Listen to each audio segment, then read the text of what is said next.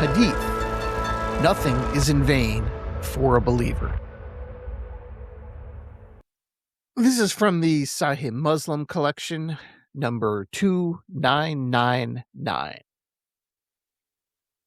Strange are the ways of a believer, for there is good in every affair of his. And this is not the case with anyone else except in the case of a believer. For if he has an occasion to feel delight, he thanks God. Thus there is a good for him in it. And if he gets into trouble and shows resignation and endures it patiently, there is a good for him in it. As Muhammad says here, a major perk of being a religious believer is that there is goodness and purpose that can be drawn out of every situation.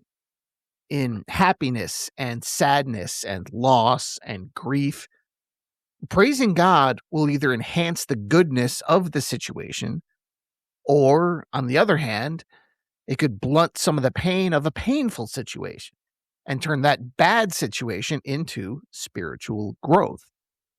So in any situation, God will offer something positive, something meaningful, something good that can't be ignored. Muhammad uses the word strange to describe this phenomenon, although that's not the only way that could be translated. This is the Arabic word, ajaban. Now, this word could be translated as amazing, wonderful, remarkable, astounding. I would also add fascinating, as in, just imagine Spock from Star Trek seeing something amazing and it's blowing his mind and he says, fascinating. So it's strange in the sense that there is nothing else like it, and remarkable in its effectiveness, and mysterious in its origin. So then, as now, what Muhammad is talking about here is that faith in God is the ultimate, to use modern language, it's the ultimate life hack. And Muhammad was seeing this in himself and in other people. This is just something he's observing and reporting. And in the modern world, we see the same thing. Not just anecdotally, but on a larger societal level. And we see this phenomenon, this interesting thing. We see it and attempt to measure it. And it actually seems pretty obvious from the evidence that we have gathered, no matter how skeptical you are of social science and all that.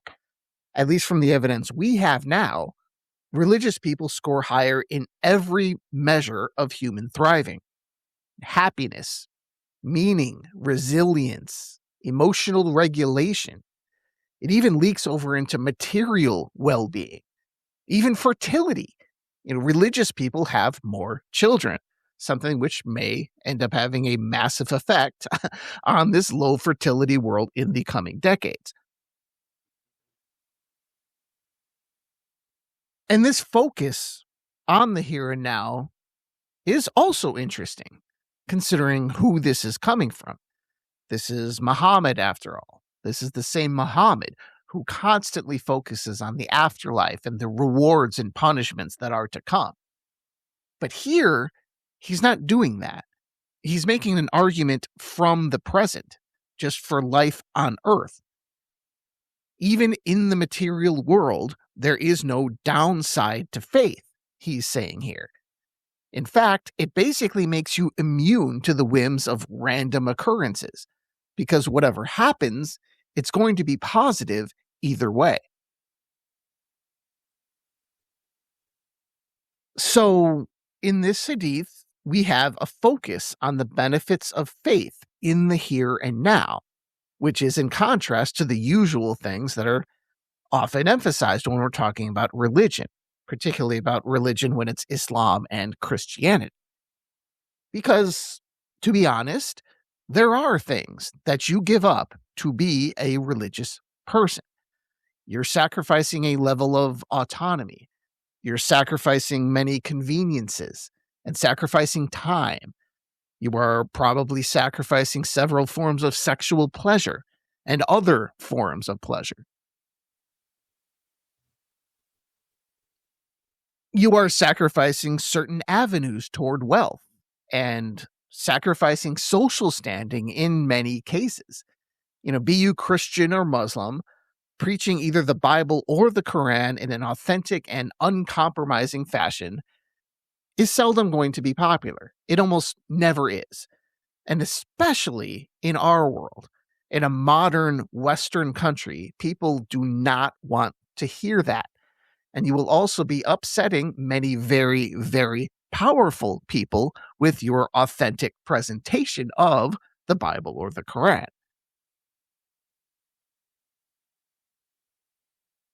And yet, look how many people do it and seem to be better off, both in this life and in the next life.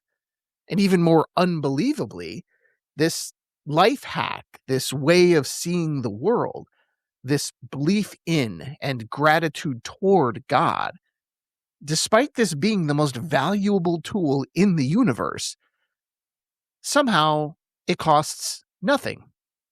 Seriously, nothing. Zero. This actually always blows my mind. This seems like something that should cost $1 billion, but it's free to everyone, everywhere, in all walks of life, to all levels of intelligence and spiritual depth. Just as oxygen surrounds us and precious water is so abundant that it literally falls from the sky, our spiritual nourishment is all over the place, and it's free forever for everyone. And that is, in many ways, as Muhammad puts it, a strange thing indeed, and fascinating, and most definitely wonderful. Or to use the Arabic word that Muhammad uses here, ajaban. Thank you, and I'll talk to you next time. Inshallah.